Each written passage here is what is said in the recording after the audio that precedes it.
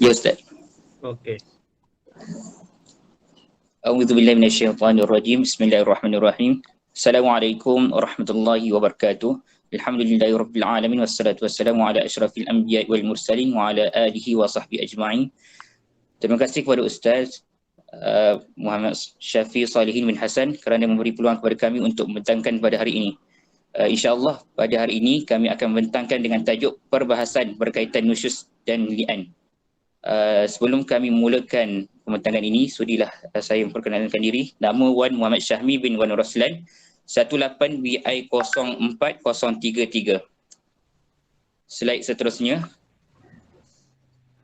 Kita lihat kepada definisi nusyuz. Dari segi bahasa, menurut kitab Al-Fiqh Al-Manhaji, nusyuz bermaksud derhaka dan tidak taat.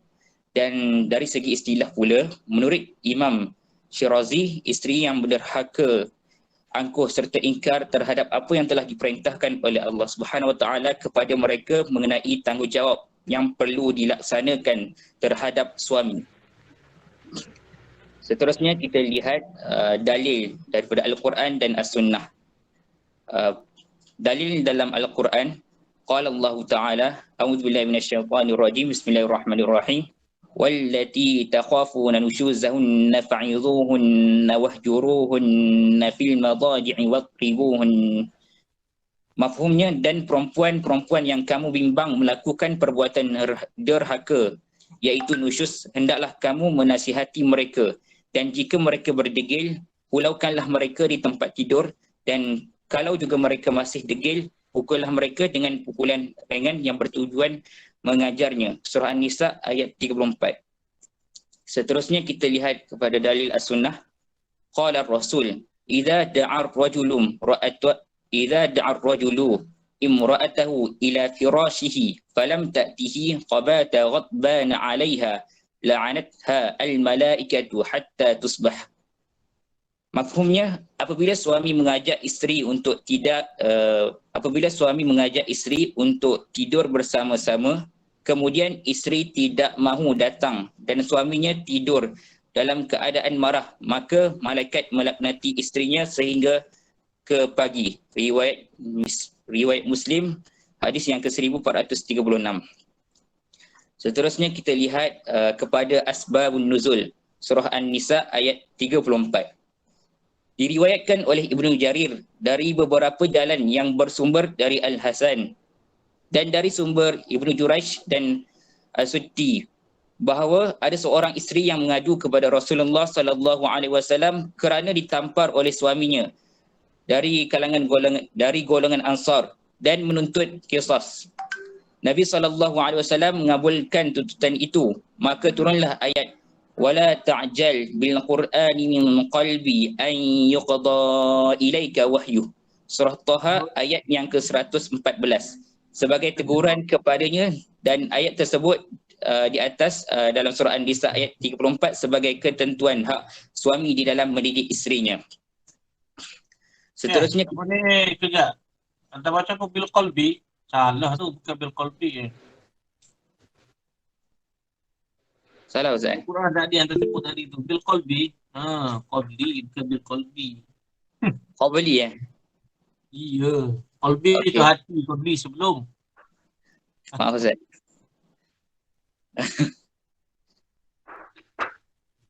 Okey, wala ta'jal bil Qur'an, pembetulan wala ta'jal bil Qur'ani min qabli an yuqda ilaika wahyu. Seterusnya kita lihat kepada pembahagian nusyuz. Pembagian nusyuz terbahagi kepada 3. Yang pertama isteri, yang kedua suami, dan yang ketiga suami dan isteri. Okey, kita lihat kepada isteri. Isteri ini boleh berlaku nusyuz terhadapnya apabila dia derhaka dan ingkar terhadap suaminya. Contohnya akan diterangkan selepas ini. Dan suami juga boleh berlaku juga nusyuz, tapi kebanyakan masyarakat mengatakan bahawa nusyuz ini hanya berlaku kepada isteri, sedangkan suami juga boleh berlaku nusyuz terhadapnya. Sebagai contoh, suami tidak menunaikan tanggungjawab seperti tidak menyediakan nafkah zahir, batin menyakiti dan mendera si isteri, atau suami tidak berlaku adil dalam bergilir bagi yang mempunyai isteri lebih daripada seorang. Seterusnya, suami dan isteri juga boleh berlaku, kedua-duanya tersebut berlaku nusyuz terhadap mereka berdua sekaligus. Keadaan ini dinamakan juga sebagai syiqaq.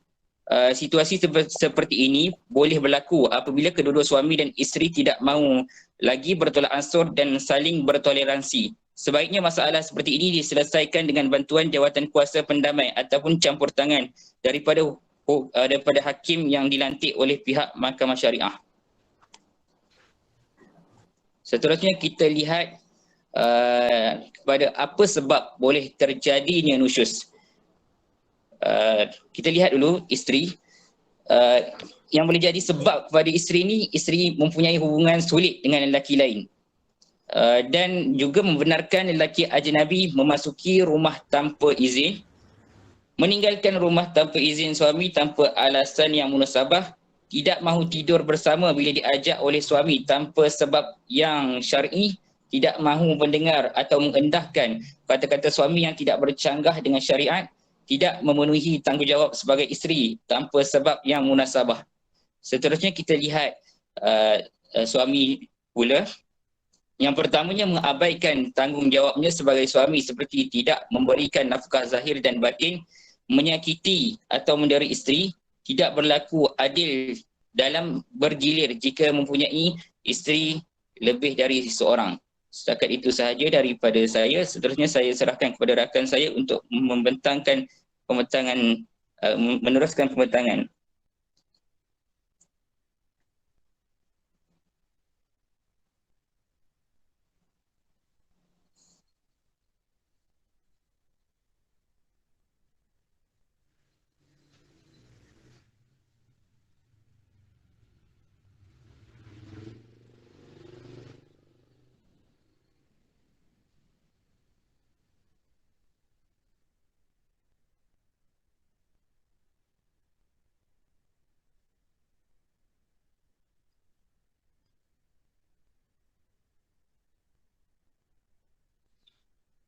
Apa bentang?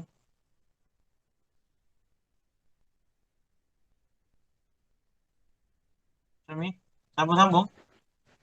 Amri, tak dengar Amri. Oh, Amri. Amri cakap seorang. Dengar tak?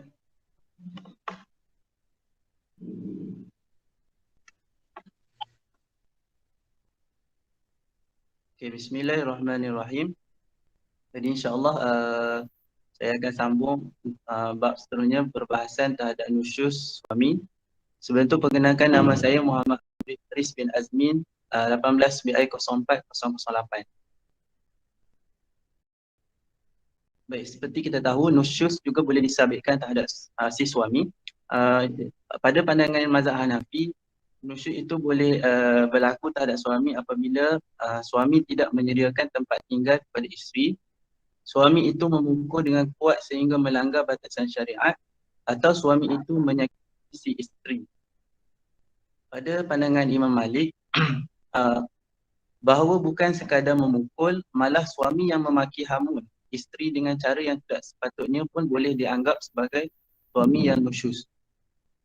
Pada pandangan Imam Syafi'i, suami yang tidak memberikan nafkah kepada isterinya dalam kadar yang sebenar boleh dikira sebagai suami yang nusyuz. Kita tengok slide seterusnya, khilaf qiraat. Iaitu pada kalimah ayyusliha, al-kufiyun, iaitu Asim, Hamzah Kisai, mendomahkan ya dan kasrah lam, ayyusliha. Ianya membawa maksud akan berdamai antara suami dan isteri. Kemudian Bakun membaca dengan fathah ya, tasdid lam dan ada alif selepas huruf shad, ay yusalliha. Ianya membawa maksud memperbaiki hubungan antara suami dan isteri. Baca macam mana? Sekali lagi. Ay yusalliha. Yusalliha. An yusalliha. Kira siapa yusalliha tu?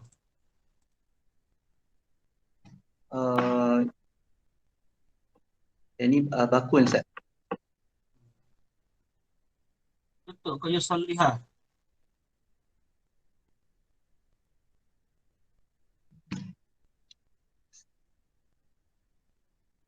Syekh, betul ke baca yusalliha tu? Anda tengok mana bacaan yusalliha tu? Ini kami tengok dekat Al-Kashfu. Tulis yusalliha ke tulis macam mana? An yusalliha. Tidak baris. Kira siapa tu?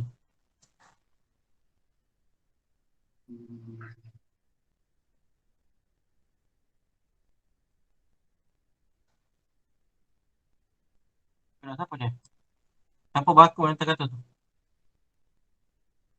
Selain daripada Asim dengan Hamzah Kisai. Anda rasa tidak baca dengan yusalliha tu?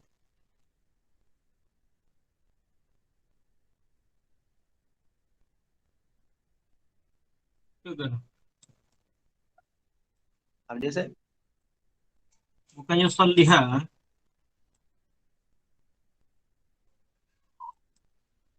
Bakun baca yasalliha ay yasalliha, Kufiyun ay yusliha. Macam mana tadi? Baku? Ay yusalliha. Allah.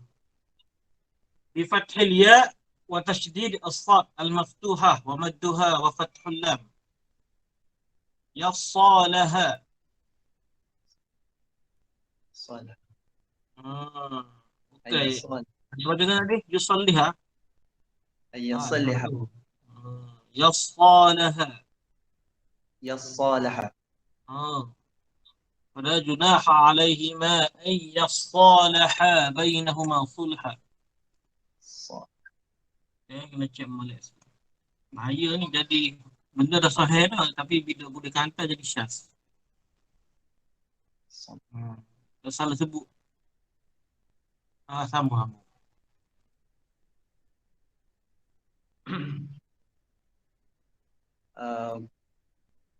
Untuk seterusnya taujih an yusliha, huruf ya dibaca dengan rafa' pada huruf ya dan kasrah pada lam. Ini adalah qiraat al-Kufiyun, yakni Asim, Hamzah, Kisai. Dibaca rafa' kerana ianya diatofkan kepada alaihima yang menunjukkan fi'il mudhari' yakni istiqbal, yakni bakal mendatang. Ayat asalnya adalah fala junaha alaihima an yusliha. Yang dimaksudkan ialah maka tidaklah salah bagi mereka berdua, suami isteri, membuat perdamaian antara mereka berdua.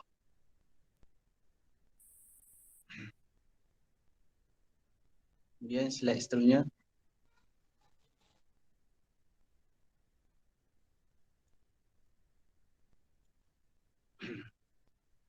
Mengikut analisis qiraat berdasarkan pendapat fuqaha empat, didapati bahawa imam yang selari wajah qiraat ialah Imam Hanafi, manakala imam yang tidak selari dengan wajah qiraat dengan pendapat hukumnya ialah Imam Maliki, Syafi'i dan Hambali. Walau bagaimanapun, semua imam fuqaha membaca dengan semua bacaan qiraat dan mereka menetapkan hukum berdasarkan hadis Rasulullah SAW. Imam Hanafi selari, Imam Maliki tidak selari, Imam Syafi'i tidak selari, Imam Hambali tidak selari. Seterusnya saya serahkan kepada sahabat saya. Bismillahirrahmanirrahim. Nama diberi Muhammad Zairuddin bin Ramli 18/04/05. Baik, kita tengok kepada bab li'an. Maksud li'an, perkataan li'an asalnya daripada perkataan la'ana, iaitu mengutuk, dan diambil daripada perkataan al-la'n, iaitu kutukan. Li'an menurut istilah fiqh hukum syarak ialah sumpah seorang suami apabila ia menuduh isterinya melakukan zina. Sumpah itu diucapkan sebanyak 4 kali bahawa tuduhan itu benar dan pada sumpah yang kelima ia meminta ketukan daripada Allah Subhanahu wa taala sekiranya ia berdusta. Li'an dari segi bahasa ialah menghalau dan menjauhkan, manakala dari segi istilah ia merupakan beberapa perkataan tertentu yang digunakan sebagai hujah oleh orang yang terpaksa menuduh orang yang mencemarkan tempat tidurnya dan memberi malu kepadanya sebagai berzina. Okay, baik. Slide seterusnya, dalil pensyariatan li'an. Bismillahirrahmanirrahim. والذين يرمون أزواجهم ولم يكن لهم شهداء إلا أنفسهم فشهادة أحدهم أربع شهادات بالله إنه لمن الصادقين. Maksudnya, dan orang-orang yang menuduhi isterinya berzina sedang mereka tidak ada saksi-saksi yang mengesah tuduhannya itu, hanya dirinya sendiri, maka persaksian yang sah pada syarak bagi seseorang yang menuduh itu hendaklah dia bersumpah dengan nama Allah 4 kali bahawa sesungguhnya dia orang yang benar. Baik, kita tengok kepada asbabun nuzul. Pada ayat itu, dalam suatu riwayat dikemukakan bahawa Hilal bin Umayyah mengadu kepada Rasulullah sallallahu alaihi wasallam bahawa isterinya berzina. Nabi sallallahu alaihi wasallam meminta bukti kepadanya, dan kalau tidak ia sendiri akan dicambuk, iaitu dihukum. Hilal berkata, "Ya Rasulullah, sekiranya salah seorang dari kami melihat laki-laki lain berserta isterinya, apakah ia mesti mencari saksi terlebih dahulu?" Nabi SAW tak meminta bukti atau ia sendiri yang akan dicambuk, iaitu dihukum. Berkatalah Hilal, "Demi Allah, Zat yang mengutus engkau dengan hak, sesungguhnya akulah yang benar. Mudah-mudahan Allah menurunkan sesuatu yang akan melepaskanku daripada hukuman cambuk."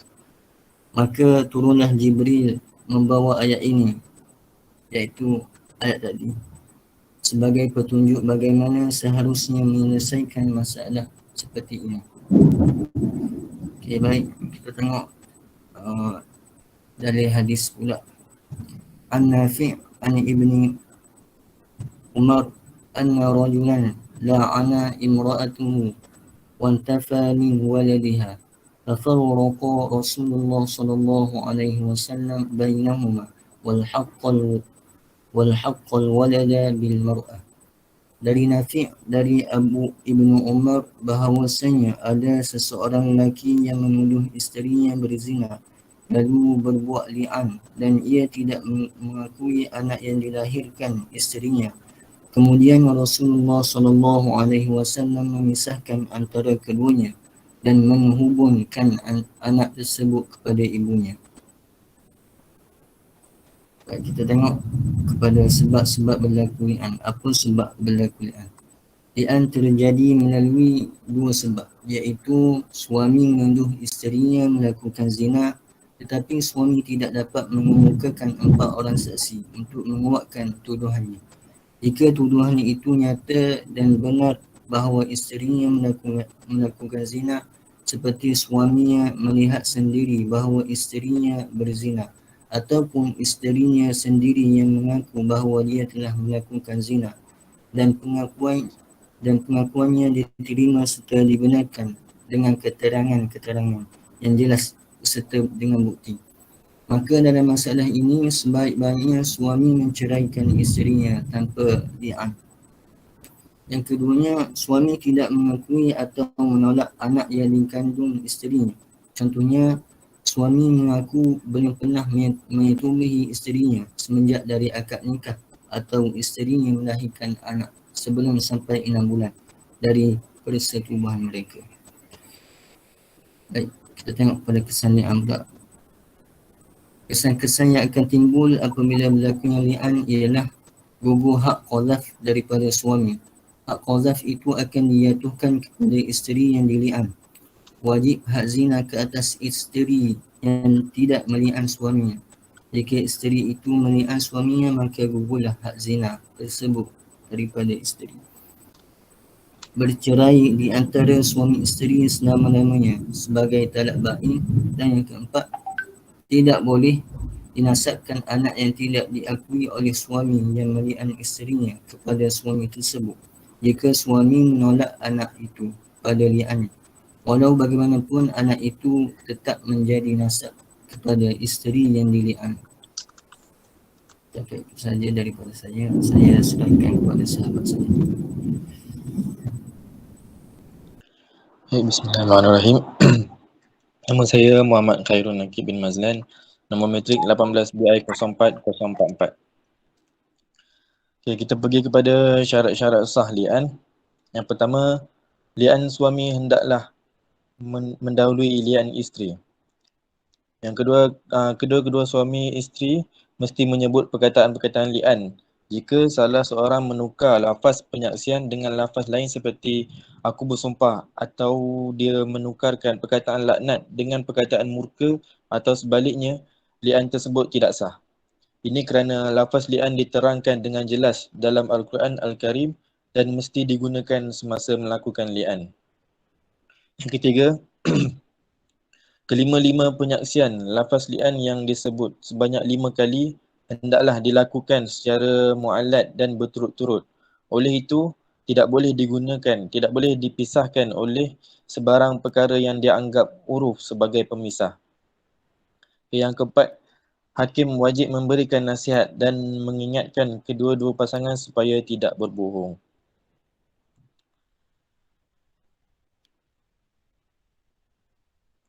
Seterusnya, kita pergi kepada rukun li'an. Menurut jumhur fuqaha selain Hanafi, rukun li'an terbahagi kepada 4 bahagian. Yang pertama, iaitu suami, iaitu pihak yang meli'an. Suami hendaklah merupakan suami yang sah dari segi syarak kepada isteri yang dili'an. Suami juga hendaklah seorang yang berakal waras. Oleh itu, tidak sah li'an yang dilakukan oleh suami orang lain. Yang kedua, isteri, iaitu pihak yang dili'an.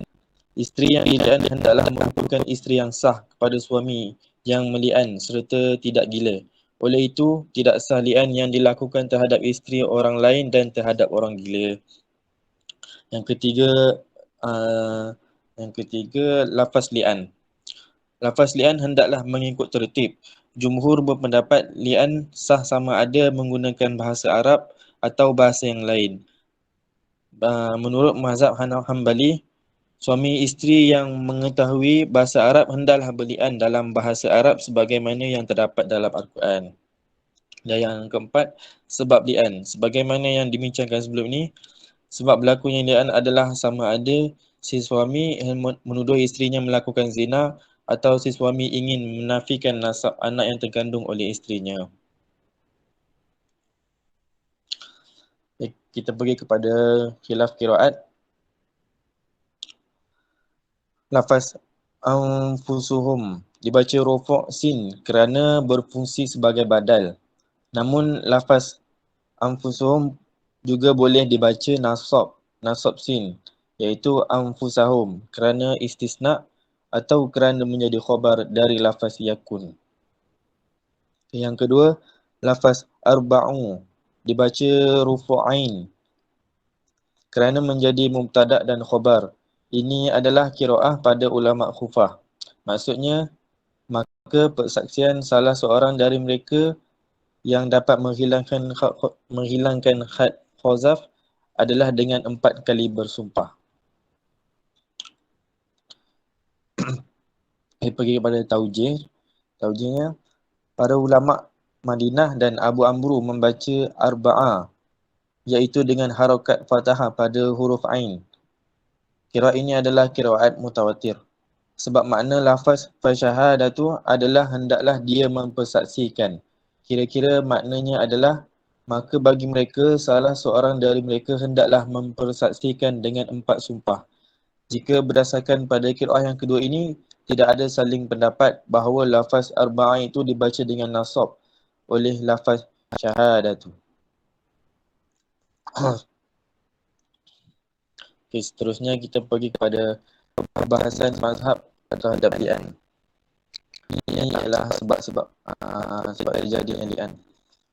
Bagi Imam Hanafi dan Syafi'i, suami isteri mestilah beragama Islam, merdeka, mukallaf, dan isteri termasuk wanita yang menjaga diri. Bagi mazhab Maliki hanya menyebutkan syarat Muslim dan mukallaf tanpa mencantumkan syarat merdeka dan afiah, iaitu menjaga diri dari perbuatan zina. Bagi mazhab Hambali pula, hanya fokus pada isteri saja, iaitu isteri mesti beragama Islam, baligh dan merdeka meskipun suaminya bukan Islam atau hamba, asalkan kedua-duanya mukallaf. Okay, seterusnya, bagi mazhab Hanafi, Maliki dan Hambali, perlu adanya penolakan atau tuntutan dari isteri sekiranya terjadi kerana tuduhan zina, tetapi apabila terjadinya li'an kerana pengingkaran terhadap keabsahan nasab anak dari isteri, maka tidak perlu adanya penolakan atau tuntutan dari isteri. Dan bagi mazhab Hambali, tetap mensyaratkan adanya penolakan dari isteri baik ke atas tuduhan zina ataupun pengingkaran nasab. Okay, bagi hukum melakukan li'an, bagi mazhab Hanafi, Maliki dan Syafi'i, hukumnya wajib baik dengan ada atau tidak adanya penolakan maupun tuntutan dari isteri. Bagi mazhab Hambali, hukumnya tidak wajib selama tidak ada tuntutan dari isteri baik dalam hal pengingkaran nasab anak maupun dalam hal tuduhan berzina.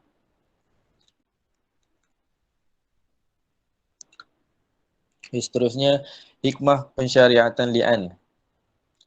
Pertama, suami dapat mencari jalan penyelesaiannya secara adil dan diredai Allah.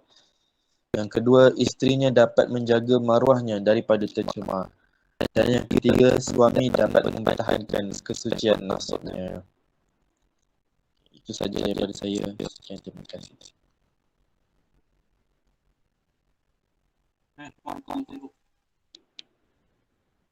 Saya keluar lagi. Tidak.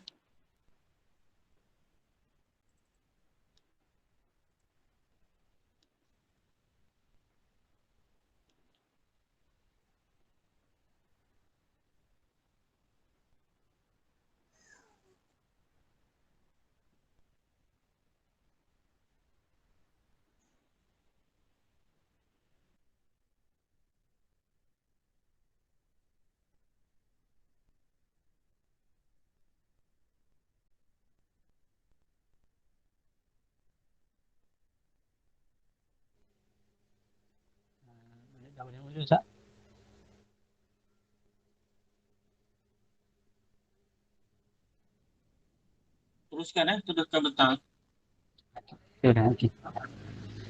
Assalamualaikum warahmatullahi taala wabarakatuh. Alhamdulillah rabbil alamin. Wassalatu wassalamu ala asyrafil anbiya wa ala alihi wa sahbihi ajma'in. Yang saya hormati Ustaz Syafi'i Salihin bin Hasan dan seterusnya yang saya kasihi sahabat sekalian. Jadi insya-Allah pada petang ni kumpulan kami akan menggunakan tajuk iaitu hukum zihar dan hurat. Nama saya Ammar bin Suhaimi, nombor 1804-049. Okey. Yang pertama iaitu ta'rif zihar. Zihar dari segi bahasa iaitu ma'khud min az-zahri. Diambil daripada kataan zahri yang bermaksud belakang badan. Dari segi istilah pula, tashbiyat az-zawj zawjatihi ghayra al-ba'i bi unsa lam takun halalahu. Okey. Itu yang bermaksud penyerupaan suami kepada isterinya yang bukan berbentuk talak ba'in, yakni diserupakan dengan perempuan yang tidak halal baginya. Itu dari segi istilah. Dan dari istilah syarak pula iaitu suami ni yang menziharkan juzuk tubuh badan isterinya dengan mahram suaminya, dengan mana-mana anggota lahir, mana-mana anggota lahirnya. Itu menurut istilah syarak. Seterusnya menurut Ali Yusuf As-Subki, zihar ni adalah seorang lelaki yang melarang isterinya untuk dirinya sendiri. Yang mana dengan meniru larangan seseorang isteri sebagai contoh daripada ibu ataupun adik perempuannya atau salah satu mahramnya dan tidak mengikut penceraian. Itu menurut Ali Yusuf As-Subki. Dan seterusnya daripada dalam mazhab Syafi'i, jika anggota badan yang dia hendak bandingkan bukan anggota kehormatan. Sebagai contoh, kamu di sisi aku sama dengan tangan ibu aku. Jadi kat sini Imam Syafi'i menetapkan dua pendapat, iaitu yang pertama menjadi zihar ataupun tidak menetapkannya sebagai zihar. Tapi kalau dia membandingkan isteri dengan salah satu anggota kemuliaan seperti kamu berada di sisiku seperti mata ibuku. Jadi kat sini bergantung kepada niat lah. Niat seorang lelaki tu. Okay, seterusnya hukum zihar. Hukum zihar. A'udzubillahi minasyaitonirrajim. Alladzina yudhahiruna minkum min nisa'ihim ma hunna ummahatihim in ummahatuhum illa allai waladnahum wa innahum layakuluna munkaran minal qawli wa zura wa inna allaha la'afuwun ghafur. Sadaqallahul azim. Surah Al-Mujadalah ayat yang kedua. Maksudnya dan mereka yang menziharkan isteri-isteri mereka dari kalangan kamu, bahawanya mereka itu yakni para isteri diserupakan sebagai ibu-ibu mereka, yakni dari sudut keharaman. Sesungguhnya ibu-ibu mereka itu tidaklah melainkan yang mengandungkan mereka, dan sesungguhnya mereka mengatakan sesuatu yang mungkar dan juga dusta. Sesungguhnya Allah itu Maha Pemaaf lagi Maha Pengampun. Jadi jelas menurut ayat ni hukumnya ialah haram, dan mana-mana lelaki yang menziharkan isteri dia dikira berdosa kerana mengharamkan perkara yang halal. Okey. Seterusnya menurut As-Sabuni menyatakan ayat ini zihar itu hukumnya haram. Bahkan dalam kalangan fuqaha Syafi'i ianya dinilai sebagai dosa besar, sehingga siapa yang tetap melakukannya berarti berdusta dan menentang syarak. Itu menurut As-Sabuni. Dan menurut Imam Abu Zakaria Yahyadi dalam kitab Al-Majmu' Syarah Al-Muhadzab, ia sebut hukum zihar ni adalah haram dan termasuk dalam dosa besar, dan siapa melakukannya dianggap berdosa dengan ijma'. Okay, itu hukum dia. Seterusnya rukun zihar, rukun jatuhnya zihar. Yang pertama iaitu suami yang sah. Itu yang pertama. Yang kedua, isteri yang sah. Ini belum ditalak atau masih dalam keadaan iddah setelah ditalak dengan talak raj'i. Okay, itu yang kedua. Yang ketiga, orang yang diziharkan dengan isterinya. Dengan isteri itu maknanya mahram suami tu. Disamakan dengan siapa? Diziharkan dengan siapa? Yang ketiga, yang keempat, lafaz zihar, sama ada secara terang-terangan atau sindiran, atau melalui tulisan ataupun bahasa isyarat kepada orang bisu, yang mana syarat-syarat bahasa isyarat itu boleh difaham oleh mereka ni.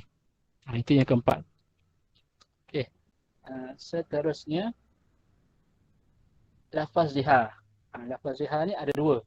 Lafaz yang sharih, yang jelas, ataupun dan juga lafaz kinayah ataupun kiasan. Untuk lafaz sharih ni ialah perkataan yang jelas yang digunakan secara khusus pada zihar sahaja dan tidak mengandungi erti yang lain daripada zihar. Sebagai contoh,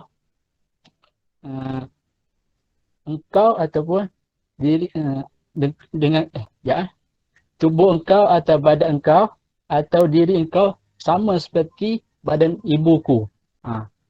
Maknanya jelas kat situ dia cakap sama macam ibu dia. Maknanya zihar lah. Yang kedua, lafaz kinayah. Lafaz kinayah ni pula dia boleh jadi zihar dan boleh jadi bukan zihar. Sebagai contoh, tangan awak seperti ibu saya ataupun muka awak macam muka ibu saya lah. Macam tu. Maknanya dia bergantung kepada niat. Kalau untuk yang kinayah ni, sama ada dia berniat nak lafaz ke ataupun tak. Okey. Lagi. Okey, itu saja dari saya. Okay, sudah kepada Syed. Seterusnya, akibat daripada zihar.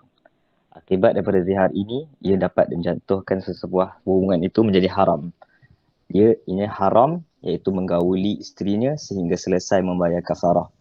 Ini dapat diambil daripada Al-Quran, daripada surah Al-Mujadilah ayat ketiga, fatahriru raqabatin min qabli ayyatamassa. Iaitu maka engkau mesti membebaskan seorang hamba sebelum menggauli isteri setelah melakukan zihar. Dan mereka juga wajib membayar kafarah untuk rujuk kembali.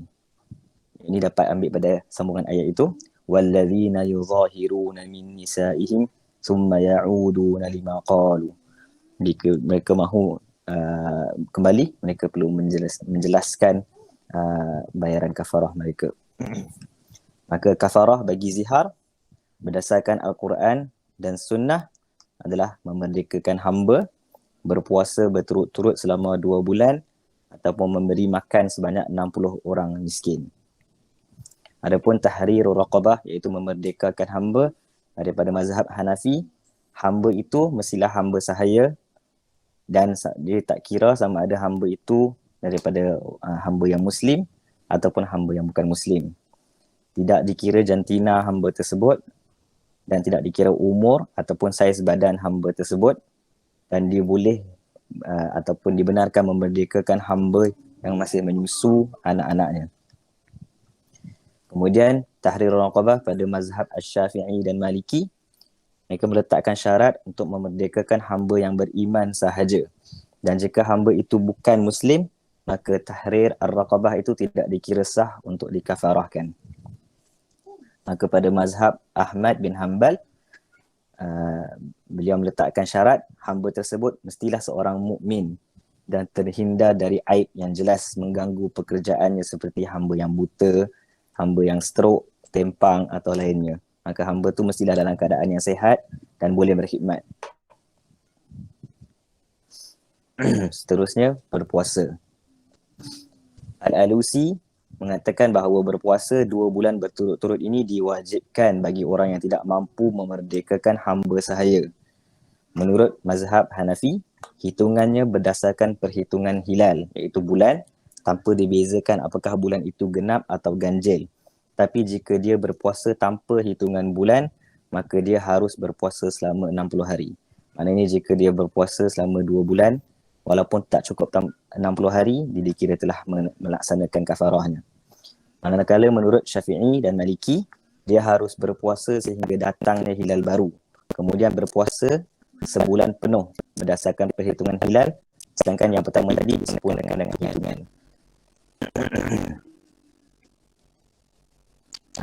Merujuk perkara di atas dapat disebutkan Imam Hanafi berpendapat bahawa seorang itu harus berpuasa berdasarkan perhitungan hilal. Manakala Imam Syafi'i, Maliki dan Hanbali harus berpuasa sehingga datangnya hilal yang baru dan kemudian dia puasa sebulan penuh. Jika seseorang berpuasa mengikut bulan, maka mestilah bermula pada awal bulan Sekiranya sekarang adalah tengah bulan, maka dia perlu menunggu sehingga bulan baru tiba. Itu menurut Syafi'i dan Hanbali. Seterusnya ta'am masakin, iaitu memberi makan kepada orang miskin. Abu Hayyan mengatakan zahir bentuk makanan itu adalah mutlak. Namun boleh dibakarkan pada makanan yang menjadi makanan uruf tempat di mana makanan yang biasa dimakan di kawasan tersebut dapat menyenangkan penerima tanpa dibatasi dengan takaran. Namun boleh kalau Malaysia diadakan beras, kalau di negara-negara Arab boleh diberikan roti Arab. Imam Syafi'i dan Maliki berpendapat jika tidak cukup 60 penerima maka ianya tidak diterima. Manakala menurut mazhab Hanafi cukup memberi makanan kepada seorang fakir setiap hari sebanyak 1/2 sa', iaitu setengah gantang beras, hingga cukup 60 hari diberi kepadanya, maka kafarah 5 dan sah. Seterusnya wajah qiraat. Pada perkataan yuzahirun, Imam Nafi', Ibnu Katsir dan Abu Amru membaca yazahharun. Ianya datang daripada wazan tafa'alu dan huruf ta dalam yatafa'alu itu diidghamkan dalam huruf za menjadi yazharun. Pada asalnya yatazahharun dan dia mengidghamkan huruf ta di dalam huruf za menjadi yazharun. Kemudian Ibnu Amir, Hamzah dan Al-Kisai membaca yazaharun. Ini datang daripada wazan yatafa'alu ataupun tafa'alu. Dan Al-Baqun membaca yuzahirun, datang pada wazan yufa'ilu dengan fa'il. Taujih pada qiraat ini, jenis taujihnya adalah taujih berdasarkan saraf. Dan taujih, kaedah mengambil taujih daripada sini adalah taujih dengan berdasarkan lughatul Arab. Ianya hanya menukar kepada saraf, tidak menukar kepada makna. Dari segi makna, asal kesemua wajah bacaan tersebut adalah satu, iaitu menunjukkan makna az-zahru yang bermaksud belakang, yang diambil dari ucapan seseorang yang menziharkan isterinya dengan berkata, engkau ke atasku seperti belakang ibuku. Dilalah berdasarkan ayat 1 hingga 4 ini, haram zihar dan wajib kafarah. Akan tetapi syarat kafarah bergantung kepada mazhab masing-masing. Jika melihat pada penisbahan qiraat dan hukum, mazhab Maliki yang mengambil qiraat Nafi' yang membaca dengan yazahharun tidak memberi kesan kepada hukum tapi hanya memberi kesan kepada makna, iaitu pada saraf pada ayat tersebut. Dan begitu juga dengan mazhab Hanbali dan mazhab Syafi'i. Mazhab Hanbali membaca dengan Abu Amru dan mazhab Syafi'i membaca dengan Ibnu Katsir yang membaca dengan yazahharun, tidak membawa kepada sebarang kesan kepada hukum, namun hanya menukar kepada makna. Manakala Hanafi membaca dengan qiraat Asim yuzahirun, tidak membawa kepada kesan hukum, cuma ada kepada makna. Sekian. Seterusnya aurat di dalam Islam. Bismillahirrahmanirrahim. Nama saya Ahmad bin Abdul Basir. Seterusnya aurat dalam Islam. Aurat diambil daripada perkataan bahasa Arab iaitu aurah yang bermaksud keaiban. Dari segi istilah fiqh, bermaksud aurat daripada istilah fiqh bermaksud bahagian tubuh badan seseorang yang wajib ditutup atau dilindungi dari pandangan mata. Okay. Dalam Islam juga terdapat beberapa keadaan yang mana masyarakat Islam dibenarkan membuka aurat dan ia hanya pada orang-orang yang tertentu. Seterusnya kita pergi pada perintah menutup aurat dalam surah An-Nur ayat 58. Ya ayyuhalladzina amanu yasta'dhinukum alladhina malakat aymanukum walladhina lam yablughul huluma minkum thalatha marrat min قبل الصلاة بنجد الوحي تضعون ثيابكم من الظهيرة من بعد صلاة العشاء 3 عورات لكم ليس عليكم ولا عليهم جناح بعدهم طوافون عليكم بعضكم على بعض كذلك يبين الله لكم الآيات والله عليم حكيم. Surah Al-Azim. Mafhumnya, wahai orang-orang yang beriman, hendaklah hamba lelaki dan perempuan yang kamu miliki dan orang-orang yang belum baligh di antara kamu meminta izin kepada kamu pada tiga kali keadaan, iaitu sebelum solat subuh dan ketika kamu menanggalkan pakaian pada tengah hari dan setelah solat isyak. Itulah 3 aurat waktu kamu. Tidak ada dosa bagimu dan tidak pula bagi mereka selain dari 3 waktu itu. Mereka keluar masuk melayani kamu, sebahagian kamu atas sebahagian yang lain. Demikianlah Allah menjelaskan ayat-ayat itu kepada kamu dan Allah Maha mengetahui, Maha bijaksana. Seterusnya kita terdapat 3 pendapat dalam asbabun nuzul. Pendapat yang pertama, Muqatil bin Hayyan meriwayatkan seorang lelaki Ansar bersama isterinya iaitu Asma binti Abu Marubad membuatkan makanan untuk Nabi SAW.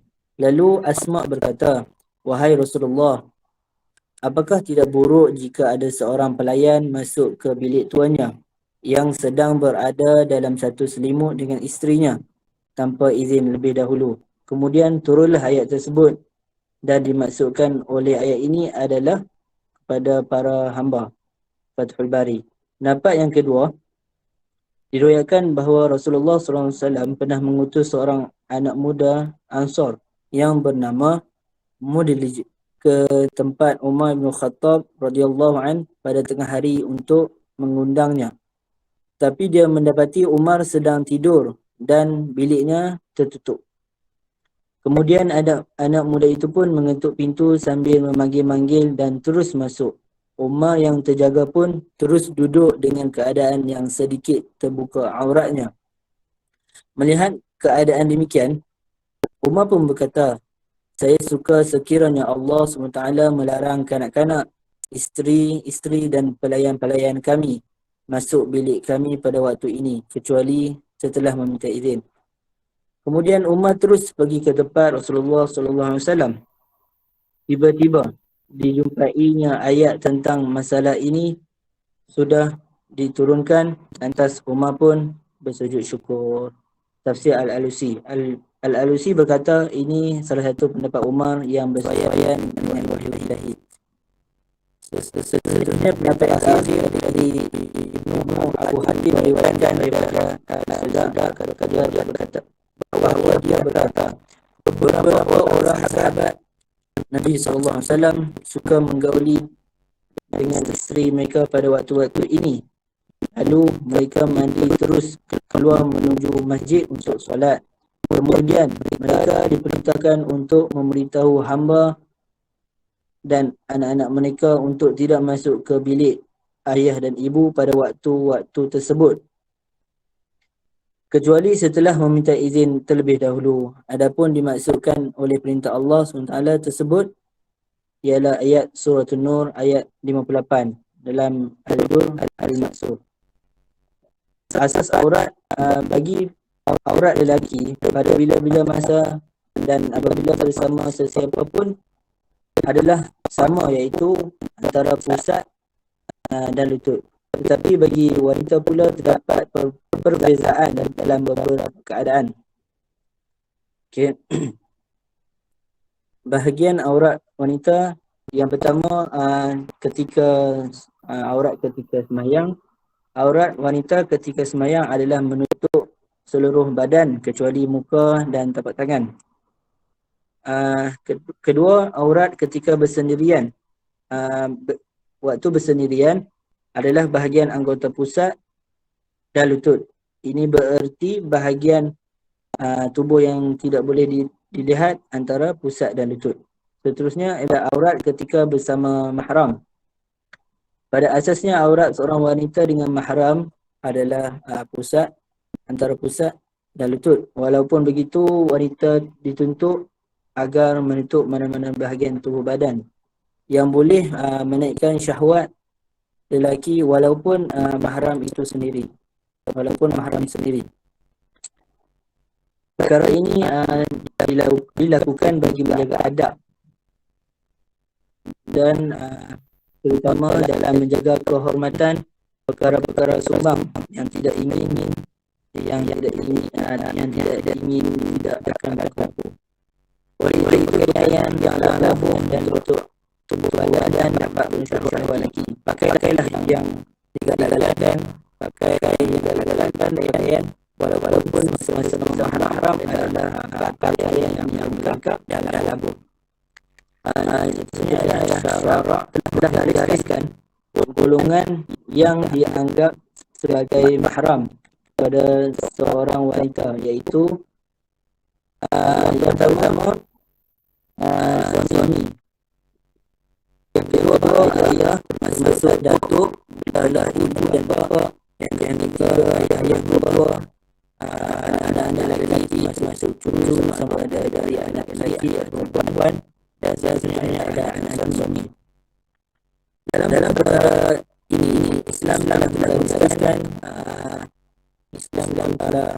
garis pada isteri untuk mengharuskan bergaul dengan anak-anak suami, kerana wanita tersebut telah dianggap dan berperanan sebagai seorang ibu kepada anak-anak suaminya. Jadi ini adalah senarai lelaki yang boleh melihat aurat mahram. Yang pertama adalah saudara lelaki kandung atau seibu atau sebapa, anak saudara lelaki kerana mereka tidak boleh dinikahi selama-lamanya, anak saudara dari saudara perempuan, sesama wanita sama ada kaitan keturunan atau seagama, hamba, seterusnya ialah pelayan yang tidak ada syahwat, dan yang terakhir adalah anak kecil yang belum mempunyai syahwat terhadap kita.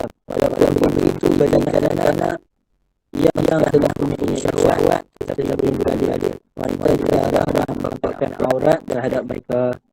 Seterusnya saya serah pada Kiki.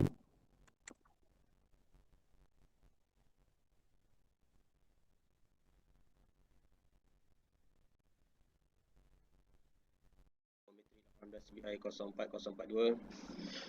Okey, pada bahagian mufradat kalimah liyasta'dzinkum, huruf lam di sini merupakan lam al-amri, iaitu menandakan sebuah perintah, dan kalimah ista'zana yang bermaksud meminta izin, kerana huruf sin dan ta menandakan permintaan, seperti kalimah istanthara yang bererti meminta pertolongan, istaghfara yang bererti meminta keampunan. Kemudian perkataan ista'zan dalam ayat tersebut maksudnya ialah pemberitahuan tentang kedatangan sesuatu serta memperbolehkan dan mempersilakan musta'zin, orang yang meminta izin untuk masuk. Kemudian kalimah al-hulum dengan mendammahkan huruf lam, al-ihtilam maknanya bermimpi ketika sedang tidur. Al-hilmu dengan mengkasrahkan huruf ha bermakna kesabaran. Jika dikatakan halumma ar-rajul dengan mendammahkan huruf ha bermakna seseorang sedang bermimpi. Okay, seterusnya kalimah aurat merupakan bentuk jamak kepada perkataan auratun yang bererti celah yang tidak boleh nampak. Al-isya maksudnya ialah waktu isyak yang terakhir. Masyarakat Arab biasa menyebutnya sebagai atamah. Okay, kemudian next. Okay, wajah al-qiraat. Pada kalimat ini terdapat dua, iaitu thalathu auratin, iaitu baris dhammah yang ditakdirkan kebiasaannya maknanya adalah ini adalah 3 aurat. Kemudian thalatha auratin. Baris fathah mempunyai fi'il yang mahzufah waktu-waktu dan selepasnya ada bilangan. Jadi bilangan itu akan jadi mansub. Kemudian jamak tu mestilah mansub. Next. Okay, dalam taujih al-qiraat, kalimah ini kedudukan dia sebagai khabar dan mubtada yang dihazaf, iaitu yang dibuang. Sebab apa yang dia dibuang? Kerana pada kalimah ini hadhihi thalathu auratin, yang membawa maksud hadhihi thalathu awqatin auratin, dengan makna itu adalah 3 waktu aurat. Kemudian kalimah yang kedudukannya sebagai mudhaf, pada kalimah awqatin tu dia dihazaf. Okey, yang kedua, ada yang membaca nasab kalimah ini dengan menjadikannya sebagai badal dari kalimah thalatha marratin, yang merupakan zaraf zaman yang menerangkan tentang waktu pada 3 waktu tersebut. Okey, next. Yang ketiga, ketiga-tiga waktu tersebut disebut sebagai aurat kerana pada waktu itu kebiasaannya ada aurat yang terdedah atau terbuka. Seperti perkataan lailuka qa'imun wa naharuka sha'imun. Malam kamu itu mendirikan salat malam dan siang kamu itu menunaikan puasa. Yang keempat, kalimah auratin. Huruf waw itu dibaca sukun kerana huruf waw tersebut merupakan illah. Huruf illah ini ialah alif, waw dan ya. Sedangkan harakat dianggap berat pada huruf illah tersebut. Ada yang membaca dengan huruf waw dibaca fathah, kemudian disesuaikan dengan mengikut qiyas yang berbentuk jamak dari kalimah yang tidak mengandungi huruf illah, seperti darbatun, kemudian jamak dia darbatun, darabatun. Okey, kemudian aurat menurut 4 mazhab. Mazhab Maliki, untuk orang perempuan, seluruh tubuh mereka adalah aurat, melainkan muka dan tapak tangan. Syekh Al-Zarqani berkata, aurat wanita di depan lelaki Muslim ajnabi, seluruh tubuh selain wajah dan telapak tangan. Itu adalah aurat ya. Bahkan suara wanita juga adalah aurat. Jadi mereka yang mengikut mazhab Maliki, suara itu adalah aurat. Kemudian dalam mazhab Hanafi, seluruh tubuh adalah aurat, melainkan muka dan tapak tangan. Al-Allama Al-Haskafi berkata, aurat wanita dalam solat itu sama seperti aurat lelaki. Namun wajah wanita itu dibuka sedangkan kepalanya tidak. Andai seorang wanita memakai sesuatu di wajahnya atau menutupnya, boleh, bahkan dianjurkan. Ini dalam kitab Ad-Durr Al-Mukhtar. Kemudian dalam mazhab kita, mazhab Syafi'i, aurat wanita di hadapan lelaki ajnabi, itu yang bukan mahram, adalah seluruh tubuh. Sehingga mereka mewajibkan wanita memakai purdah atau niqab di hadapan lelaki ajnabi. Inilah pendapat muktamad dalam mazhab Syafi'i. Imam Asy-Syarwani berkata, wanita memiliki 3 jenis aurat. Yang pertama, aurat dalam solat sebagaimana telah dijelaskan, iaitu seluruh badan kecuali wajah dan telapak tangan. Yang kedua, aurat terhadap pandangan lelaki ajnabi, iaitu seluruh tubuh termasuk wajah dan telapak tangan. Ini adalah menurut pendapat yang muktamad. Yang ketiga, aurat ketika berdua bersama yang mahram, sama seperti lelaki, iaitu antara pusat dan lutut. Jadi kalau mengikut zaman sekarang ni, sebaik-baiknya ada abang atau adik lelaki, bolehlah pakai dengan pakaian sopan, jangan terdedah sana terdedah sini. Kerana kita di zaman fitnah ini penuh ujian yang kita tak tahu. Okay, kemudian dalam mazhab Hambali pula, aurat wanita di depan lelaki ajnabi yang bukan mahram adalah seluruh tubuh dan hingga kuku. Syekh Abdullah bin Abdul Aziz Al-Anqari, penulis kitab Raudul Murbi' berkata, setiap bahagian tubuh wanita yang baligh adalah aurat, termasuk pula sudut kepalanya. Pendapat ini telah dijelaskan dalam kitab Ar-Ri'ayah, kecuali wajah, kerana wajah bukanlah aurat di dalam solat. Adapun di luar solat, semua bahagian tubuh adalah aurat, termasuk wajahnya jika berada di hadapan lelaki. Jika di hadapan sesama wanita, auratnya antara pusat hingga lutut. Okay, next.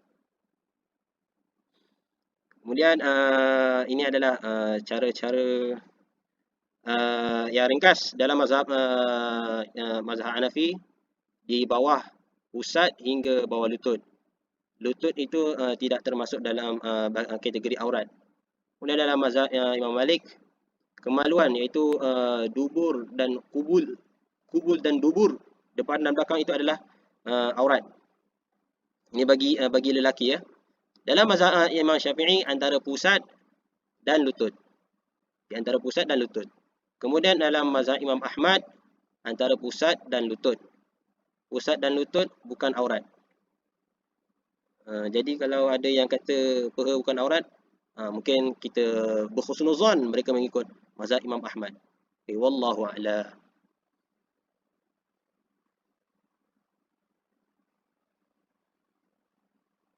Sekian daripada kami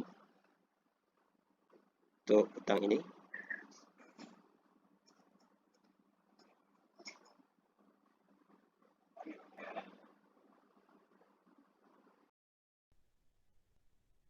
Nabil lah.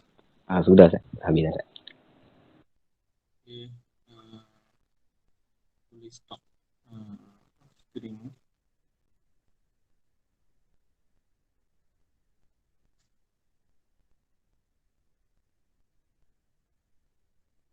Kita share ni, boleh stop apa ni? Like ni. Saya.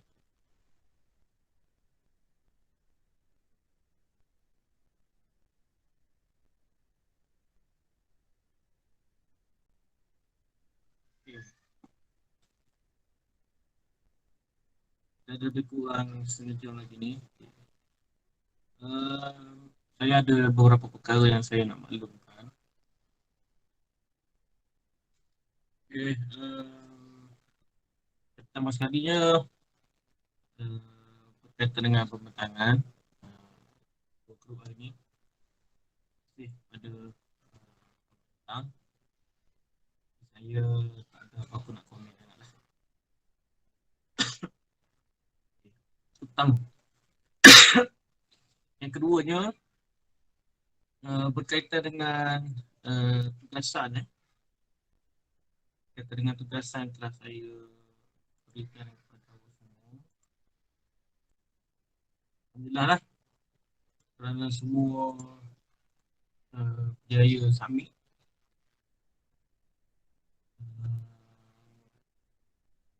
Kemudian ada beberapa perkara yang saya rasa kita perlu, saya nak komen lah. Saya nak komen sekejap dah.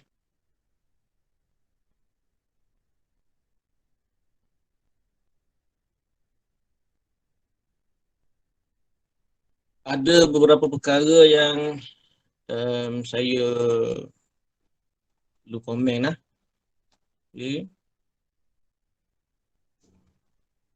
Ini saya pilih ada 2 grup. Okay, grup lain tu dah settle lah. Ada grup ni saya boleh nampak.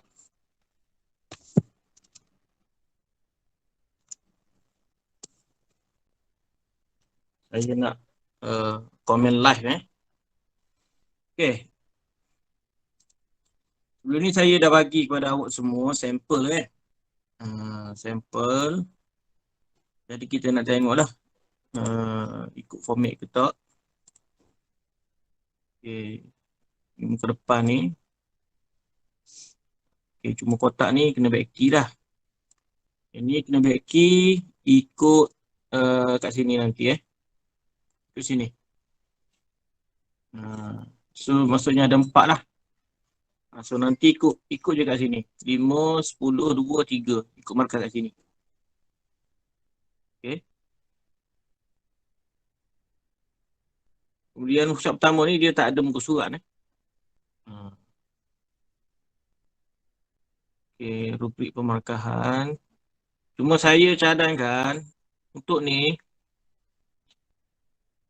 awak kena setting buat ikut contoh dalam grup ikut siapa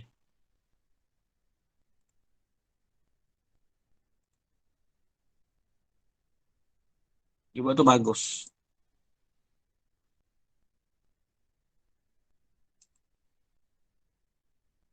Sekejap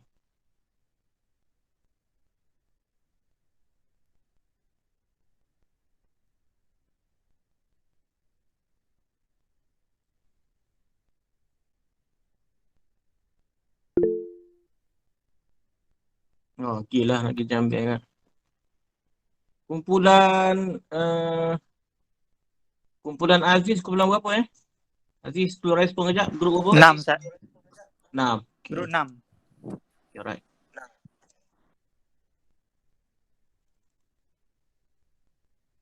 Internet dia agak slow sikit.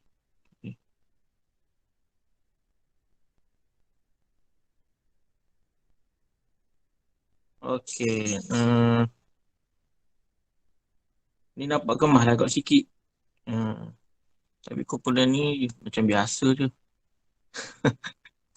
Ada satu grup tadi dia, saya lupa berapa. Cuma dia setting lah. Dia setting tu kat sini ni dia buat dalam bentuk landscape. So nampaklah kemah lah. So kalau macam ni nampak macam bolok sikit lah. Okay, kita ada isi kandungan. Ni sebenarnya dia tak perlu huruf besar pun ni. Huruf kecil je.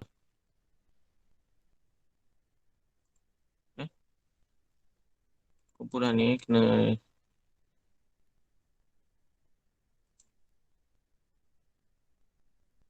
huruf kecil je. Huruf kecil. Dia tak perlu besar pun.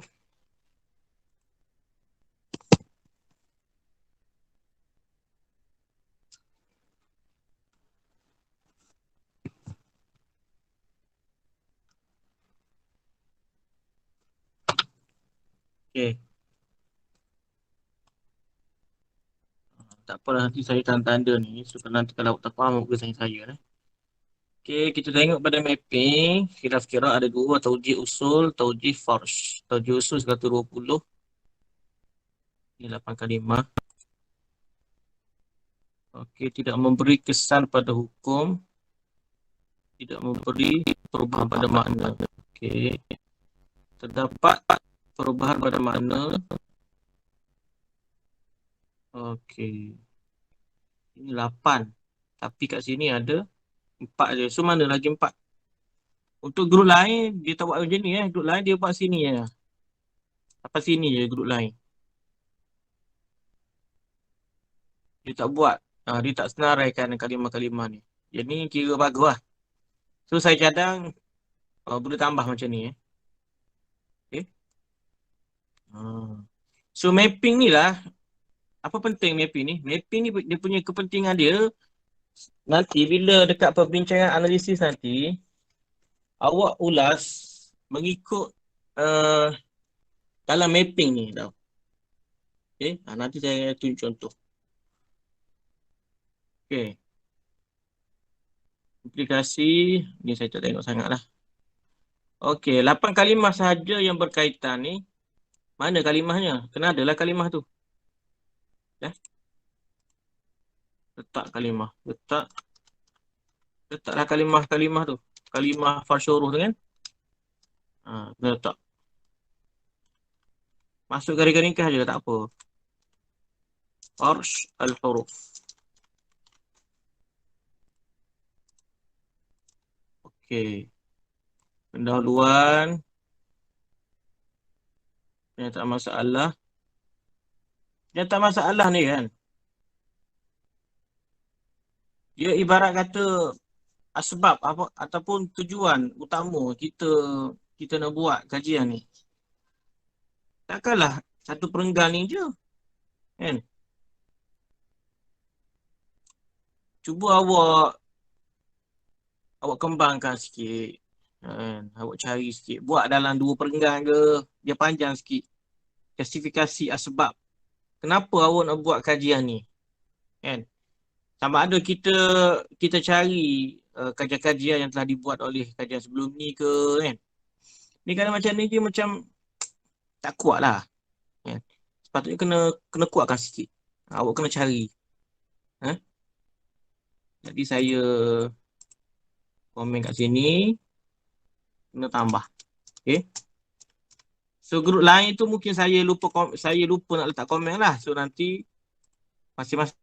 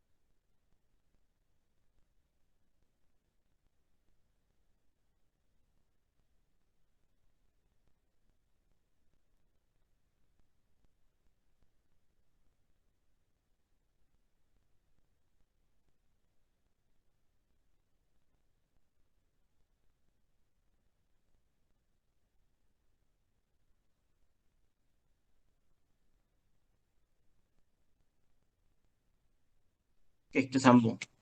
Jadi kena ejah lah, kena ejah tambah kan sini. Okey, metodologi. Okey, tak ada. Okey, untuk bila masuk kepada taujih ni, saya ada cadangan. Tak apalah, sebelumnya saya tak bagi ke awak kan. Ini contoh template tugasan lah. So nanti boleh tengok awak. Nanti saya buka balik, saya open balik dia punya ni.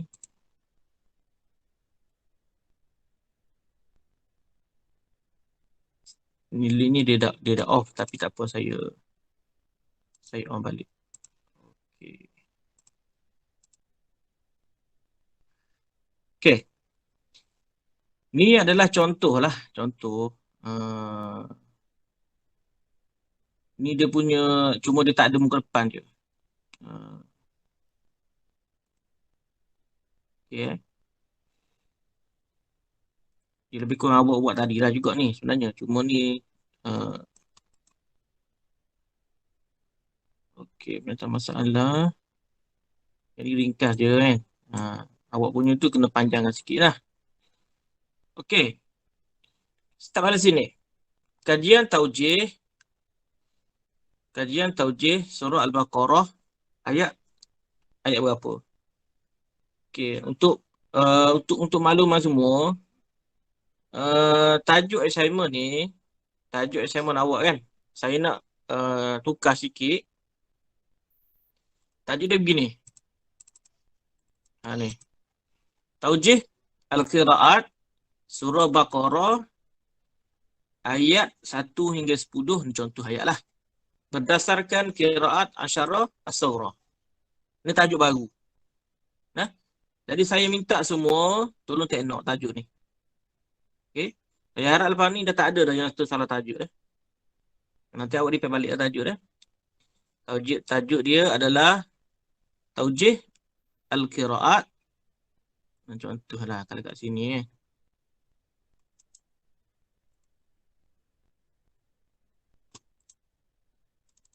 Contohnya kat sini. Ni tajuk dia. Tajuk yang baru lah.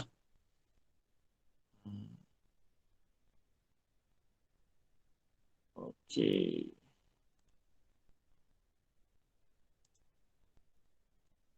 Nanti bagi sendirilah.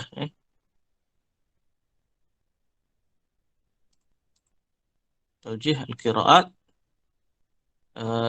Surah Baqarah. Ayat berapa awak kan? Ayat 20 hingga 30 ke berapa lah. Tadi dia simple je, ringkas. Tadi dia macam ni. Okey, lepas tu untuk awak punya taujih tu kena ada macam ni dulu mula sekali. Kajian taujih Al-Qiraat surah Baqarah ayat 1 hingga 10 berdasarkan qiraat Asyarah Sughra. Okey, kena ada intro dulu. Tengok sini tak bunyi tak? Ni contoh lah. Tak ada apa-apa intro. Kosong gini je. Lepas tu kena ada lah intro kat sini. Awak letak tajuk sini.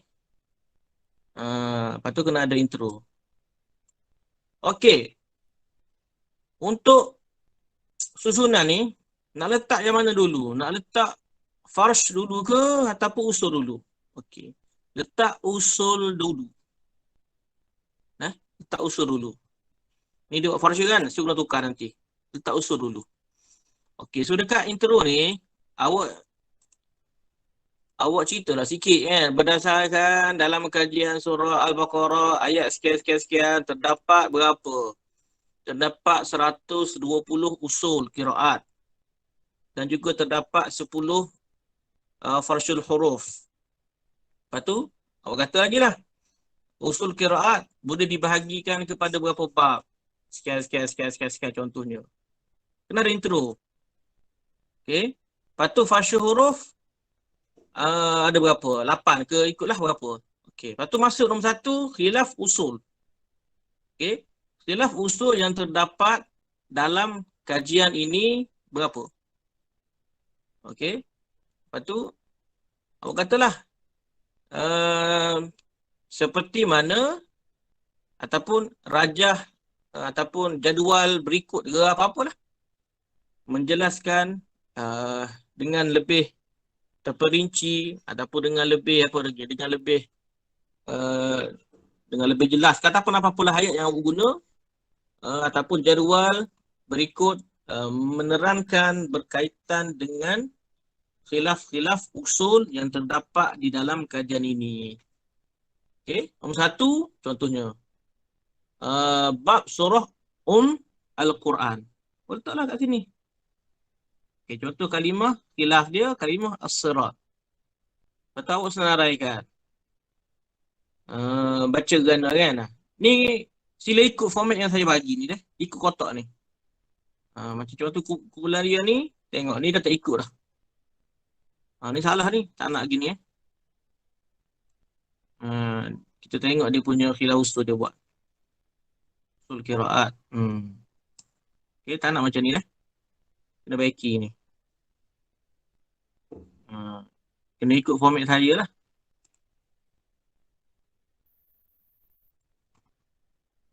Internet saya ni slow sikit. Okey. Ikut format.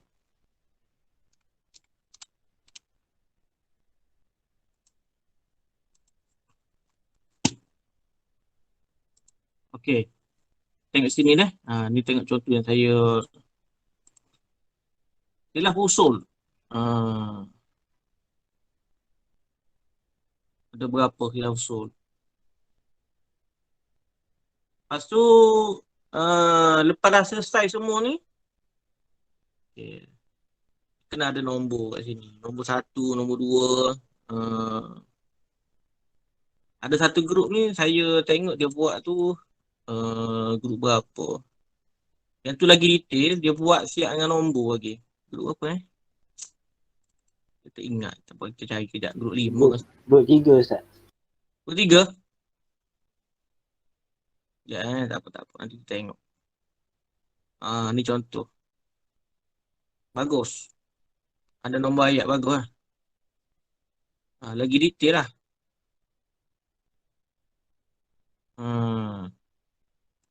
Untuk 3 3. Ya, 3 ni.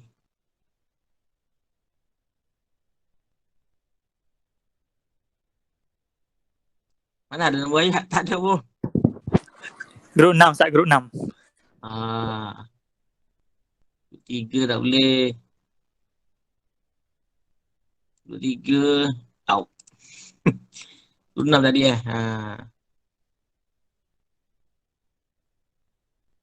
Okay, ni bagus. Saya suka macam ni. Cuma yang grup tadi tu lagi kemas nampak. Ni pun okey dah. Cuma buat apa yang putus-putus ni? Cacat ke apa? Saya ada komen kan ni. Tapi tak apalah. Tak ada grup apa, tak ada grup 5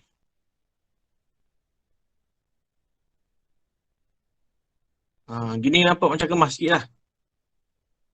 Comel sikit. Awak senaraikan. Okay. Bolehlah kalian ikut simple kumpulan siapa ni? Kumpulan 5. Kumpulan Rizwan. Rizwan, okay. Semua dia tak ada ni, tapi tak apa, kita tambah. Okay. Okay, ni untuk khilaf usul. Tengok pada khilaf farsyuruh pula. So nanti awak download lah dia punya template ni. Ni sebab saya buat live ni dia bagi kita buka dan kita buka kat sini dia jadi kita apa cantik.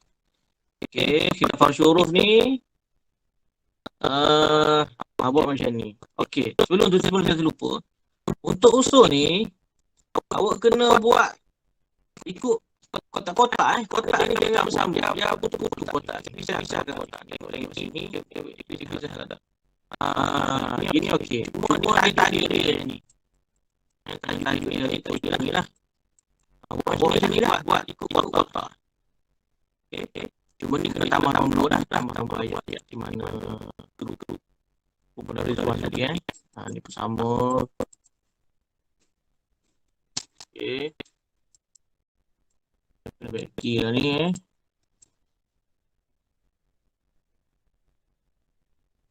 Okay, sama-sama lah sama semua. Okay. Kita tengok balik pada teknik ni. Kemudian tengok pada khilaf farsyuruh. Ada berapa huruf tak ada 8 lah. Okay. Kena ada khilaf qiraat. Kena ada imam, kena ada taujih. Ni dekat sini ni taujih dia tinggal sekali. Awak tahu nak dipilih kat sini sebenarnya. Okey, lepas tu kena ada lagi lah kategori dia ataupun apa panggil awak. Yang ni semua tak ada kan. Yang ni semua grup tak ada. Memang tak buat. Tambah ni kategori. Untuk kategori ni dia ada pada farsyuruh saja. Usul tak ada lah. Tu tambah. Okay. Taujih apa tu? Taujih sorfiyah ke, nahwiyah ke, balaghiyah ke ataupun apa-apa lah. Okey, lepas pada tu kat sini adalah analisis dan perbincangan taujih qiraat surah Baqarah yang ayat awal tu lah. Okey. Nombor 1 cerita pasal usul dulu. Ada berapa usul? Kalau awak katalah usul ni tidak memberi kesan pada makna ataupun tafsir. Lepas tu awak senaraikan usul tu secara ringkas. Bab apa? Bab idgham, bab idgham ni apa function dia? Bab syakta ni apa function dia? Secara ringkas. Buat dalam bentuk ayat. Seingat saya ada satu grup dia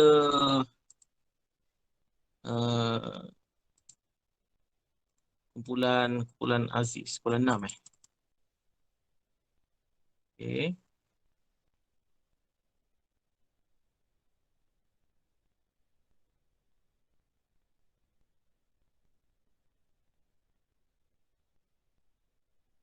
Okey.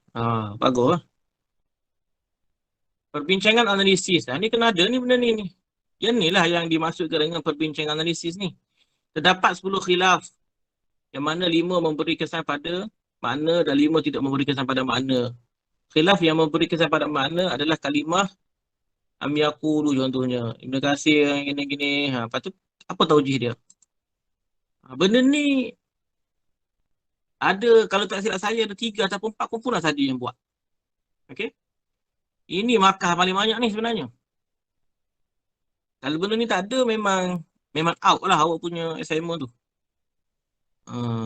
Markah per 20 kan. Kalau benda ni tak ada, confirm 10 tu tolak. Jadi awak hanya layak dapat 10 je. Kalau tak ada benda ni. Dan tak tolong jadi kena tambah. Okay. Cuma untuk kumpulan Aziz ni, saya minta tolong perkemahkan sikit lah. Ni nampak bolok ni, biar nampak comel sikit. Dia susun. Okay. Contohnya, buatlah intro sikit berdasarkan hasil kajian terdapat 8 kalimah. Dibagikan kepada berapa tema ada. 4 tema ke 5 tema kan. Tema sorfiyah. Okay, tema apa. Ikutlah. Kalau nak lagi cantiknya, awak terus. Kat sini ni, ikut tema. Contohnya lah. Kalau boleh lah. Kalau tak boleh tak apa. Kalau macam contoh ni kita buat ikut by kalimah. Bukan by tema. Berikut dijelaskan taujih qiraat surah Baqarah. Okay. Contoh kalimah masajid. Okay. Taujih dia apa? Masajid, baca mufrad yang membawa maksud tidak membenarkan untuk memakmurkan khusus untuk masjid haram sahaja. Manakala baca dengan jamak memberi makna semua masjid di seluruh dunia. Okey. Lepas tu kena ada rujukan. Okey, untuk rujukan tu kena ikut format Contohnya siapa rujukan kat sini? Contohnya kita kata Maki. Maki 19. Ni contoh sahajalah. Ikut format. Buat rujukan tu kena ikut standard. Okay. Ada saya tengok contoh. Kita kat sini. Oh, ni tak ada rujukan langsung. Ni tak kena ni awak buat ni. Ni siapa yang kata ni? Ya Tahar ni bacaan ni Imam Kisai. Kalau Fashil. Siapa ni? Siapa rujukan dia? Mana rujukan dia? Tak ada rujukan. Kena ada rujukan Okey. Lepas tu, kategorikan dia punya taujih tu. Cuma untuk taujih, untuk kategori taujih ni awak kena cari kitab lain lagi lah. Tak boleh nak berpandu dengan kitab-kitab yang awak belajar saja. Tengok. Siapa yang cakap taujih Sofiyah tu? Kena ada rujukan dia. Okey. Kemudian, kena ada sedikit ringkasan berkaitan dengan perbahasan tafsir. Secara ringkas je. Awak bawa 2 tafsir. Contoh pada kalimah masajid tu kan. Apa pandangan Ibn Katsir dengan Sabuni kata. Kena ada. Kena ada 2. Okey. Barulah habis kat situ. Okey. Ini kalau kata ada detail lah. Ada detail berkaitan dengan taujih. Ini contoh je lah. Kalau tak ada tak apa. Macam contoh ni kalimah yang zaharu tadi ni. Taujih. Kan. Maksudnya dia duduk bawah ni lah. Kalau kata ada masukkan. Ni contoh lah. Okay. Ni pandangan mufassir. Ni sebenarnya dia lebih mengulang lah. Bukan lebih mengulang. Dia sama je. Sama dekat atas juga sebenarnya. Cuma ni saya buat contoh lah. Contoh. Ni kata kalau ada kesan pada hukum fi'. Kalau tak ada tak apa. Tak payah buat. Okay. Ni dia punya template ni ada dalam link yang awak hantar. Yang awak submit assignment tu Nanti boleh tengok. Okey. Grup dia ni ada berkaitan dengan Yatahar dengan Yathur.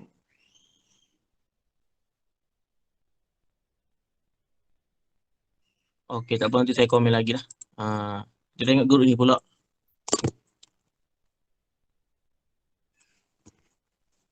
Grup ni pun sama. Okey, ni kena back key.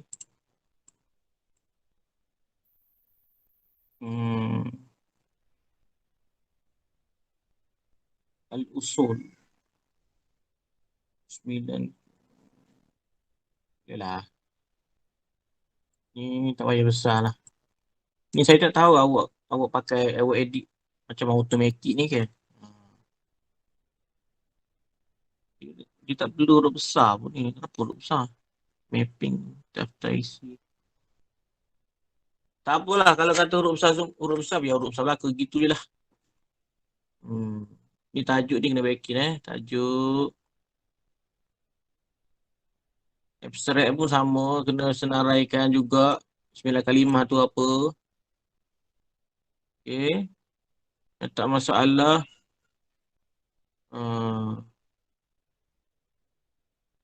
Ni pun tak kuat lah.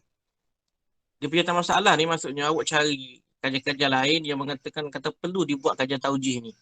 Contoh siapa? Abdul Rahman 2020 mengatakan perlunya dibuat kajian berkaitan dengan taujih. Zenora ke siapa-siapa masukkan nama tu, lepas tu barulah kata.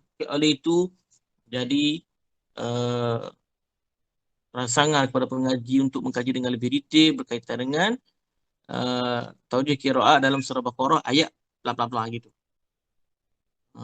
Barulah kemah sikit dia punya macam masalah tu. Ni pun sama juga ni. Dari benda yang sama je lah nak komen ni. Okey. Taujih. Ada 2 kumpulan yang buat macam ni. Satu kumpulan ni. Satu lagi kumpulan Jannah kalau silap saya. Jannah kumpulan apa Kumpulan Jannah?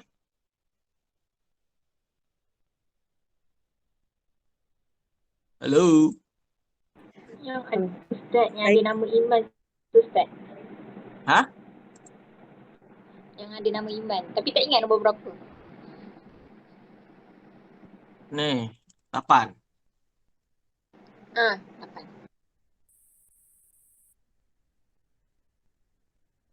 Okey. Ni penerangan taujih Okey, dia sebenarnya dia penerangan taujih ni, hak ni ini duduk dekat perbincangan analisis dah ni. Dia untuk kira pendek kata untuk layer 1 ni, kira kita buat kita nak senaraikan je. Kita nak senaraikan kalimah-kalimah yang terlibat. Kalimah usul ada berapa? Lepas tu kita taujih secara ringkas sahaja. Kan? Lepas tu kalau tengok pada contoh tadi tu saya buat contoh kalimah sirat. Sirat, sin tu adalah asal. Sod, bacaan fasahah ataupun apa-apa lah. Kita ringkas je. So untuk dia punya perbincangan panjang macam ni duduk dekat mana? Duduk dekat perbincangan analisis. Ni. Okay. Bagus dah ada dia punya taklid ni. Jadi untuk taklid ni, untuk grup-grup yang buntu, yang tak tahu tu kan, awak sebenarnya dia lebih kurang je. Contoh kata bab idgham lawan dia izhar. Dia taujih sama je. Tak kira lah. Asal nama idgham kan.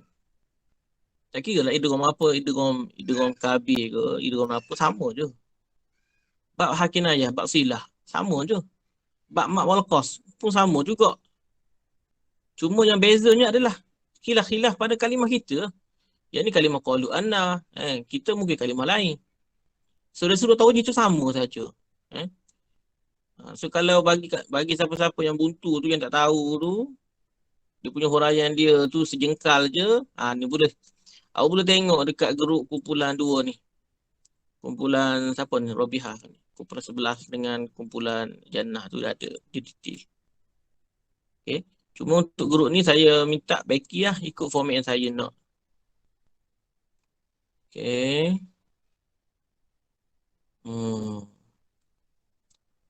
Okay. Pandangan mufassirin. Apa ni?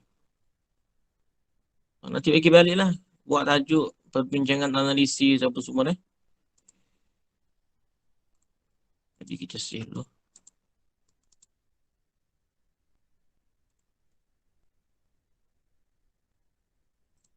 Okey.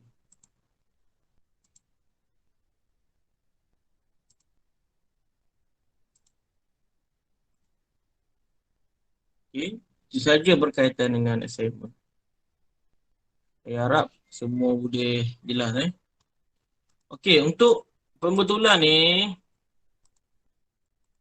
saya nak awak semua baiki dan hantar kepada saya sebelum uh, sebelum hari Ahad lah, boleh. So nanti minggu depan ni kita ada pembentangan. Okay. Pembentangan ni lah pembentangan assignment awak buat ni. Okay. Nanti kena buat slide juga sekali lah. Okay, tu yang ke berapa dah? Yang kedua dan yang ketiga. Okay. Yang ke seterusnya berkaitan dengan midterm saya dah tanya Aziz kata nak buat Jumaat ni kan. Okay. Jumaat ni InsyaAllah boleh. Okay. Untuk midterm ni ABC je dulu. Midterm 1 ni ABC. Jadi antara bab-bab yang awak perlu prepare lah. Contohnya bab ilak. Tengok tarikh ilak. Ilak tu apa. Okay. Kemudian tawaf. Ada berapa tawaf? Ada tawaf sunat, tawaf ifadah ke, tawaf apa lepas tu kena tengok juga dari sudut kemunculan mazhab. Siapa mazhab pertama, mazhab kedua, mazhab ketiga. Ikut turutan dia tu.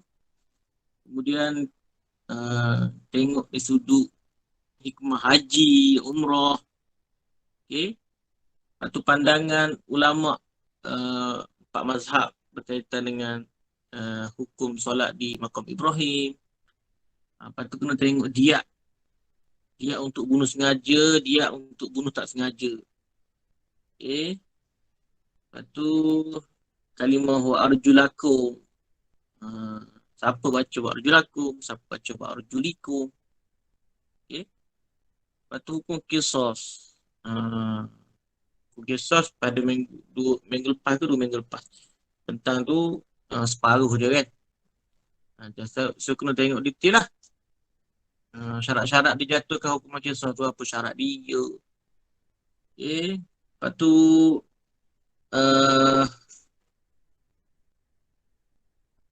hari tasyrik.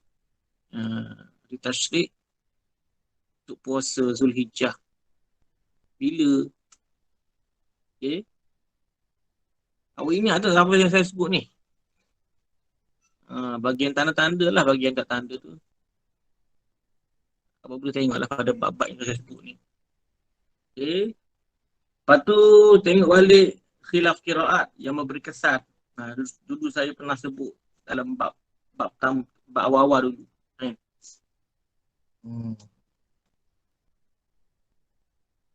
Asma' ziyadah nuqsan, fi'il madhi, fi'il mudhari'. Tu. Pilihlah mana-mana kategori qiraat yang memberi kesan pada mana ataupun memberi kesan pada hukum lah. Tengok berkaitan dengan iddah. Iddah perempuan macam suami ke, perempuan yang tiada haid ke Tengok balik iddah tu. Okay, kemudian berkaitan dengan pembatalan wudu. Lepas tu diat kalau kita patahkan gigi seseorang tu berapa kena. Tata cara mencuri, tata cara hukuman pada pencuri. Golongan yang tak boleh bunuh masa peperangan. Okay. Sahabat yang tanya Nabi Maqam Ibrahim. Dekat Maqam Ibrahim tu siapa yang tanya. Lepas tu berkaitan dengan talak. Talak ada berapa Talak ba'in, kubra, surah. Talak apa lagi. Lepas tu tengok pada ayat kaitan dengan hukum membeli, hukum berjual beli masa musim haji. Kira siapa, kira syazah tu kira siapa. Gitulah. Okay, lepas tu kata al-mastum, siapa baca dengan panjang, siapa baca pendek. Masakin, miskin. Okay, wattakhazu wattakhizu. Kaitan dengan diat. Tengok juga apa maksud diat. Okay. Fidyah. Tu qiraat Imam Syafi'i, qiraat Imam Hanbali. Yang dia kena tengoklah qiraat dalam kalangan fuqaha. Dia berpegang dengan qiraat syazah. Okay, kita Sudam dikenakan kepada jemaah haji. Sebab apa? Okay. Kafarah sumpah. Tengok juga. Ketika wukuf disunatkan dalam ketika berwuduk, syarat sah tawaf, berkaitan dengan kafarah, syarat wajib haji. Lepas tu hukum suami meninggalkan isteri lebih daripada 4 bulan dalam kalangan fuqaha. Lepas tu berkaitan dengan khuf. Okay. Qiraat syazah dalam bab hukum mencuri. Nama Mekah Madinah, kenapa dinamakan dengan Haramain. Okay. Lepas tu mikot haji. Okay. Hukuman yang dikecualikan kepada pencuri. Tengok khilaf qiraat taqtudu dengan tuqatilu, apa maksud dia. Golongan rukhsah yang orang berpuasa siapa. Atau kafarah suami yang mengilatkan isteri dia. Tengok masuk haji tamattu', haji ifrad, haji qiran tu apa. Lepas tu bab awal-awal untuk menentukan kesahihan qiraat. Tengok bab rukun-rukun haji. Pandangan mazhab berkaitan dengan suami menceraikan isteri dengan talak bini. Tengok sah atau tak sah, jatuh atau tak jatuh. Itu berkaitan dengan sa'i, fidyah, Ramadan. Okay. Jadi bab dia ni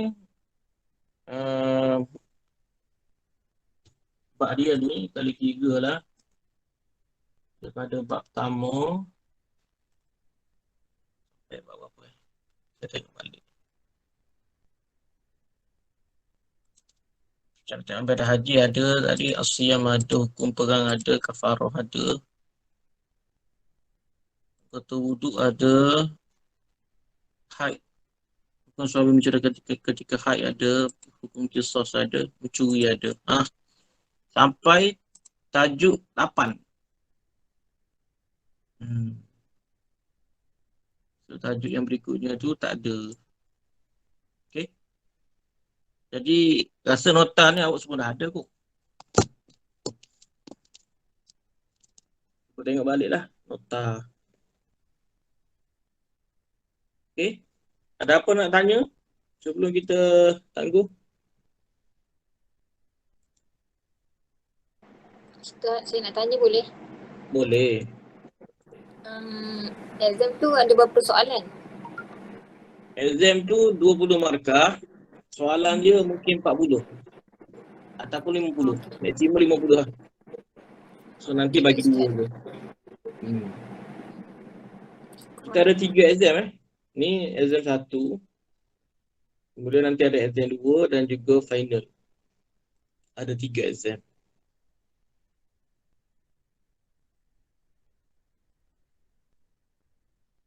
Okay. Asih ada kan? Kita tolong Asih ambil gambar satu. Ya, Ain boleh ambilkan gambar tak? Ain.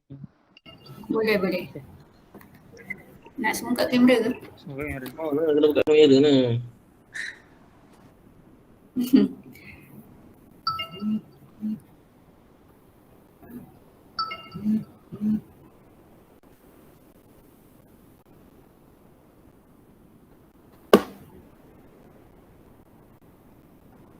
Dah ambil ke? 3 dulu. Belum set. Okay, semua dah buka. Okay, 1, 2, 3. Selesai. Okey. Ada X. Apa melaung? Apalah saya. Ke siapa ni? Okay, untuk midterm tu nanti saya akan bagi pada 2 grup tau. Grup 1 dengan grup 2. Nanti saya akan minta Aziz buat 2 grup. So nanti awak jawab mengikut grup awak. Grup 1 dengan grup 2. Dia tak sama lain-lain.